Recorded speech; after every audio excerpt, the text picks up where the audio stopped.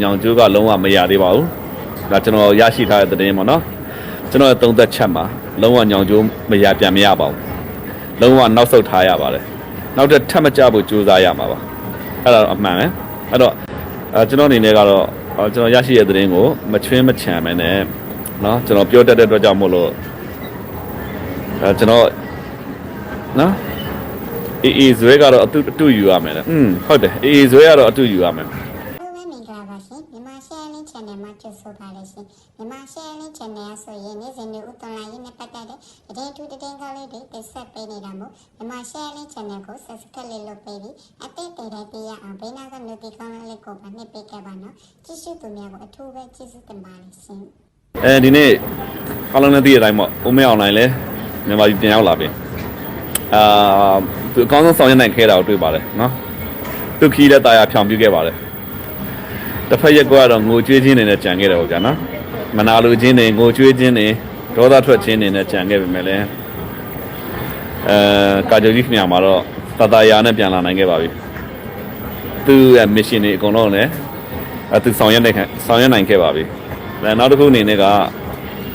သူ့ရဲ့ဘယ်လိုခေါ်မလဲဆိုလို့ရှိရင်ဘယ်လိုခေါ်မလဲကျွန်တော်တို့တိုင်းပြည်ရဲ့တာဝန်ပေါ့ဗျာနော်အကုန်လုံးတိုင်းပြည်ပေးလိုက်တဲ့တာဝန်နဲ့အားလုံးကိုကျေပြွန်စွာဆောင်ရွက်နိုင်ခဲ့ပါတယ်သူ့အောင်မြင်စေခြင်းနဲ့လေနော်သူ့ကိုကြိုက်တာမကြိုက်တာအပထားပါကျွန်တော်တို့ခုလက်ရှိအချိန်မှာသူဟာနိုင်ငံရဲ့ကြီးခဲ့ပဲလေအဲ့တော့သူအောင်မြင်မှကျွန်တော်တို့မြန်မာနိုင်ငံအောင်မြင်မယ်လေအဲ့ဒီတော့ကြောင့်မလို့သူအောင်မြင်စေခြင်းနဲ့နော်ကြိုက်တာမကြိုက်တာအပထားပါကျွန်တော်လည်းမဲထဲမှာဆိုအောင်မထဲဘူးသူ့ဘာတော်လဲအခုသူဆောင်ရွက်မြအားလုံးအောင်မြင်စေခြင်းနဲ့နော်အဲ့တော့အမှန်တရားပါဟုတ်ပြီဒီနေ့စီးလေးပြောမယ်ဆိုရင်ညောင်ကျိုးရေခဲပါလို့ပြောတယ်ဟုတ်လားမရေကြီးမခဲပါဘူးကျွန်တော်ခဲရင်ခဲတယ်ပြောတယ်မခဲရင်မခဲဘူးပြောပါနော်ညောင်ကျိုးကရေပူသွားပါပြီညောင်ကျိုးကျသွားပါပြီဘာကြောင့်လဲဆိုတော့ညောင်ကျိုးရဲ့ကာကင်းတွေအကုန်လုံးနောက်ဆုတ်ပေးလိုက်ရပါတယ်နော်ဖျားကုန်းရဲကုန်းဖျားနောက်တစ်ခုကျွန်တော်တို့ချင်းကုန်းကနောက်ဆုံးနောက်ဆုတ်ချင်းပေါ့ဗျာနော်ချင်းကုန်းနောက်ဆုံးနောက်ဆုတ်ချင်းတဲ့နောက်မှာတော့ကျွန်တော်တို့ညောင်ကျိုးကလုံးဝနောက်ဆုတ်ပေးလိုက်ရပြီအဲ့တော့ညောင်ကျိုးနဲ့မလန်းမကန်းမှာကျွန်တော်တို့၄မိုင်လောက်မှာရှိတဲ့ရှုခင်းသာမှာကျွန်တော်တို့ထပ်ပြီးတော့ဗောနော်ခံစစ်တေချာပြင်ဆင်ပြီးတော့ကာကွယ်နေပါတယ်ရှုခင်းသာပြီးရင်စင်လန်ဗောအဲ့နေရာနှစ်နေရာကတော့နေရာကောင်းဖြစ်တဲ့အတွက်ကြောင့်မို့လို့ညောင်ကျိုးနောက်ဆုတ်ပေးလိုက်တာကနှစ်ဖက်တွေးလို့ရတာဗောညောင်ကျိုးနောက်ဆုတ်ပေးလိုက်တာဟာမနိုင်လို့နောက်ဆုတ်ပေးလိုက်ရဆိုလဲမှန်တယ်လို့နောက်တစ်ခုကမြင်ကွင်းပြစ်ကွင်းအတွက်ပေါ့နော်ကျွန်တော်တို့စင်လန်ထိနောက်ဆုတ်ပေးလိုက်တယ်ဆိုတာလေဒါကလည်းတစ်ဖက်ကစဉ်းစားစရာပေါ့လေနော်ဘလို့နည်းနဲ့ပဲဖြစ်ပါကျွန်တော်တို့ဆုတ်ပေးရတယ်ဆိုဆုတ်ပေးရတယ်ပေါ့ဗျာနော်အဲ့တော့လည်းပဲကျွန်တော်တို့ခုလက်ရှိစောင့်နေတဲ့နေရာတော့အသက်ပေါ့ဗျာနော်ညောင်ကျိုးကကျွန်တော်တို့ဒီကပ္ပစကြီးတွေနောက်တစ်ခုအုတ်ရှိပင်နောက်တစ်ခုပဒေါင်းဒါတွေအတွက်အသက်လို့ပြောလို့မရအောင်တကယ်အသက်ကအခုမှအသက်စအဲ့ဒါကကျွန်တော်တို့အခုလက်ရှိခံစစ်ပြင်ထားသောနေရာဒီလုံးဝကြားလို့မရတဲ့နေရာဖြစ်တယ်အကယ်အဲ့ဒီနေရာသာကြားခဲ့လို့ရှိရင်အဲ့ဒီနေရာကနေပြီးကျွန်တော်တို့ကလှမ်းပြီးတော့လက်လက်ကြီးနဲ့ပြစ်ခံရရင်တော့မှကျွန်တော်တို့အောက်မှာအခြေအနေမကောင်းတဲ့အခြေအနေမျိုးတွေရောက်သွားနိုင်တယ်ခင်ဗျနော်မင်္ဂလာပါတဲ့ရှုခင်းသားအခြေအနေကောင်းမယ်ထင်သလားဆိုတော့ရှုခင်းသားကအခြေအနေကောင်းနိုင်တယ်ဘာကြောင့်လဲဆိုတော့ရှုခင်းသားမှာကျွန်တော်တို့ပြစ်ကွင်းမြင်ကွင်းရှင်းတယ်တပုံကိုကြိုမြင်ရမယ်နော်မြင်ရမယ့်တိုင်းတာရှိတဲ့အတွက်ကြောင့်မလို့ကျွန်တော်တို့လက်နက်ကြီးတွေပို့ပြီးအလုပ်လုပ်မယ်ပြီးရင် drone တွေပို့ပြီးတော့အဆင်ပြေနိုင်တယ်နော် drone ပစ်ခုအစပါအဲ့တော့ညောင်ကျိုးကြပြီးတဲ့ညမှာပဲကျွန်တော်နောက်ထပ်သတင်းရတာကလေရင်နဲ့ပေါ့နော်တက်ကတော့တည့်ရတိုင်းပေါ့နောက်ဆုတ်ပေးလိုက်ပြီးတပုံကိုရှင်းပါတယ်နော်တပုံကိုရှင်းတဲ့ညမှာလေရင်နဲ့တက်ကုံပစ်ပါတယ်လေရင်နဲ့လက်နက်ကြီးနဲ့တက်ကုံပစ်တယ်ပစ်တဲ့အတိုင်းတာမျိုးမှာကျွန်တော်ဆက်သွယ်ရပါသေးတယ်သူတို့ဝိုင်တွဲနဲ့ပစ်တယ်နော်ဝိုင်တွဲသမားတော်မှာပြောဝင်ရဆိုရင်သူတို့တော်တော်ပင်ပန်းနေပါပြီအဲ့တော့တော်တော်လင်းဆိုတာတဲ့တင်ထွန်းအောင်ပါဟုတ်ကဲ့ပါခင်ဗျာဟုတ်ကဲ့စာရေးပါနော်တော်တော်လင်းမင်္ဂလာပါ စာရေးပါပြောရတဲ့ကိစ္စလေးတွေကျွန်တော်ဒီမှာတစ်ခါတည်းရေးပြောလို့ရအောင်ကျွန်တော်ကိုစာလေးနည်းနည်းရေးပေးပါနော်ကျေးဇူးပြု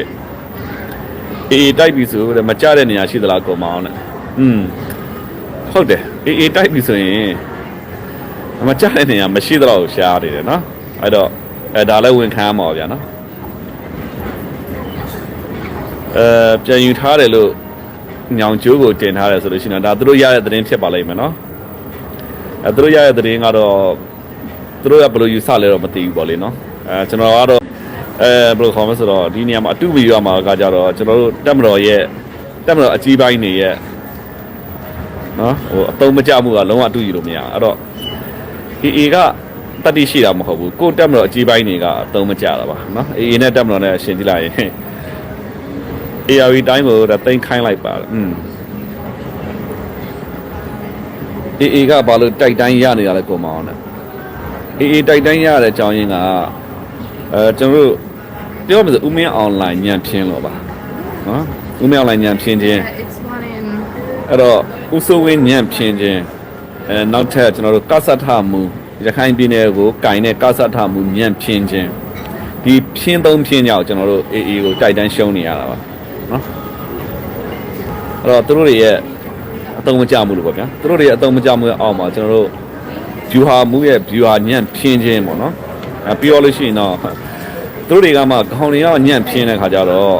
ကျွန်တော်တို့အောက်ခြေမှာရှိတဲ့စစ်တီတွေကလည်းစစ်တိုက်ခြင်းစိတ်ပျောက်သွားတာပေါ့အဲ့တော့ခေါင်းဆောင်ကြီးတွေအတုံးမကြလို့ပါနော်အဲ့တော့သူတို့တွေညံ့ဖြင်းမှာတော့ဗျာကျွန်တော်တို့ဒီအောက်လာငယ်သားတွေညံ့ဖြင်းတာတော့ကျွန်တော်ပြစ်ပြောလို့မရတော့ဘူးနော်အောက်လာငယ်သားတွေမတိုက်ခြင်းဘူးထွက်ပြေးလာတာများတယ်နော်ဟိုတိုင်းချစ်ပြည်ချစ်တက်မတော်ချစ်စိတ်စစ်တပ်ကိုချစ်စိတ်ထက်စားလို့ရှိရင်စစ်ကိုအာယုံမဆိုင်တဲ့အတွက်ကြောင့်မလို့အောက်ခြေစစ်သားတွေကလည်းအာယုံမဆိုင်တော့အဲ့လိုမျိုးတွေဖြစ်နေတာပါအဲ့တော့သူတို့တွေညံပြင်းမှုကြောက်ပါအေးတိုက်တိုင်းရှုံးနေတယ်နော်ကာချုပ်ကြီးကိုတဲ့ထိုင်းကဝိုင်းရိုက်တယ်လို့ပြောနေကြတယ်ကိုမောင်းနဲ့ဟုတ်ပါဘူးလွဲနေပါလေကျွန်တော်တို့ကမှအငိုင်းမိသွားတာရှိတယ်တို့ကတော့လဲကျွန်တော်တို့လည်းပြန်ပြီးတော့ကာချုပ်ကိုဘယ်သူမှဆန္ဒမပြပါဘူးနော်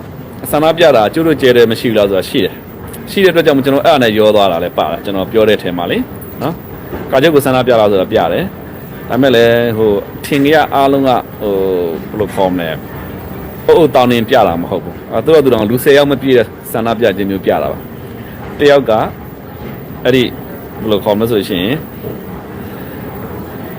ကျွန်တော်တို့ဟိုတယ်ထိဆန္ဒသွားပြတယ်ပြောတယ်နော်နောက်တစ်ယောက်ကကြတော့နောက်တစ်ဖွဲ့ကကြတော့ဒီတာမန်ဖွဲ့လေးတွေပါအဲ့ဒါကဆန္ဒပြတာတစ်ခုပြီးတော့ကျွန်တော်တို့ဒီတန်ရုံးရှိမှဆန္ဒပြတာတစ်ခုနော်အဲ့ဒါလေးတွေပဲရှိပါတယ်အဲ့တော့ပြောရမလို့ဆိုရင်ဆန္ဒပြမှုတွေတိုင်းဟာ10ယောက်20အောင်မပြည့်ပါဘူးလက်10ချောင်းနှစ်ခါထောင်စရာမရှိပါဘူးနော်အဲ့ဒါကိုဆန္ဒပြတယ်လို့ခေါ်လို့မရဘူးအဲ့ဒါက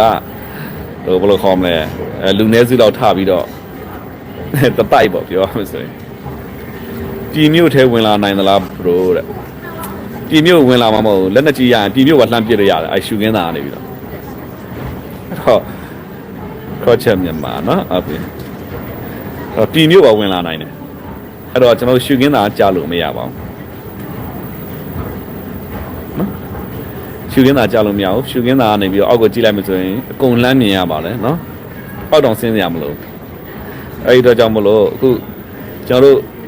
ညောင်ကျိုးကိုရပြီအော်မနေနဲ့ညောင်ကျိုးကတော့မရဘူးတော့ပါတော့လည်းတက်ကလည်းဟိုခန်းစစ်စီကအလွှာပါနော်အင်အားလည်းတော်များပါတယ်ကျွန်တော်တို့စစ်တွေတို့ကြောက်ဖြူတို့တိုက်နေတာအင်အားအဲ့လောက်မများဘူးเนาะခင်ဗျားတို့ဒီအကုန်လုံးပြောချင်တယ်เนาะတရားရှိလူကြီးမင်းများပြောချင်တယ်စစ်တွေတို့ကြောက်ဖြူတို့တိုက်တယ်ဆိုတာကကျွန်တော်ကြီးသလောက်ဆိုရင်ဟန်ပြလောက်ပဲရှိတယ်တကယ်တိုက်တဲ့နော်တကယ်တိုက်တဲ့ဒီဘယ်လိုခေါ်မလဲအင်အားထက်ကိုနည်းတယ်အမှန်တကယ်တိုက်နေတာညောင်ကျိုးကိုတိုက်နေတာကအင်အားတော်တော်များတယ်ကျွန်တော်ပြောနေပါတယ်ခင်ဗျားတို့နော်ကျန်တဲ့နေရာတွေအယောင်ပြလောက်တိုက်တာအဲ့တော့ညောင်ကျိုးကိုအရတိုက်နေတာအရတိုက်တာကိုနော် ရခိုင်ပြည်နယ်ပြီးသွားပြီလားမပြီးသေးပါဘူးအဲ့တော့ကျွန်တော်တို့ဒီညောင်ကျိုးပဲခူးတိုင်းပေါ့ဗျာနော်ပဲခူးတိုင်းရဲ့ကျွန်တော်တို့အနောက်ချမ်းကို AA ကဝင်လုံးပြီးတော့ AA နဲ့ PDF ပူးပေါင်းတက်တွေဝင်လုံးသွားမယ်နော်ပဲခူးတိုင်းရှေ့ချမ်းကိုကျွန်တော်တို့ဒီ KNU နဲ့ PDF တွေကလုံးသွားရင်ကျွန်တော်တို့ဘာဖြစ်သွားနိုင်လဲဆိုရင်နေပြည်တော်နဲ့ရန်ကုန်နဲ့အဆက်အသွယ်လုံးဝပြတ်သွားမယ်နော်အဲ့တော့နေပြည်တော်နဲ့ရန်ကုန်နဲ့လုံးဝဆက်သွယ်ပြတ်သွားမယ့်အခြေအနေမျိုးမှာဘာလို့အောင်လဲဆိုရင်အဲ့နေရာကိုကောင်းကောင်းထိန်းမရမယ်နော်